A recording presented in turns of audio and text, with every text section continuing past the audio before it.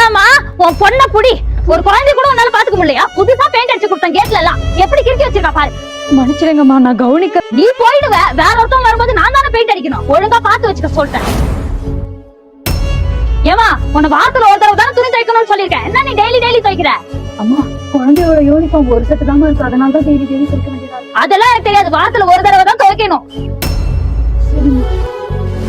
அம்மா, எவ்வளவு நாளா இப்படி பேச்சு வாங்கிட்டு இருக்கோம்? நமக்கு எப்பமா சொந்த வீடு வாங்குவோம்? வா, நான் உன்னை கூப்பிட்டு போறேன். இந்த பிளாட் தாமா. 1.5 கோடி ரூபாமா. 40 லட்சம் ரூபாய் டெபாசிட் பண்ணீங்கன்னா மிச்ச காசு பேங்க்ல லோன் போட்டுக்கலாமா? பேங்க்ல லோன் போட்டீங்கன்னா 10% வட்டி, மாசம் 1 லட்சம் ரூபாய் கட்டுற மாதிரி வருமா? அவ்வளவு காசா? நாங்க பாத்துட்டு சொல்றோம். நீ என்னமா நினைச்ச?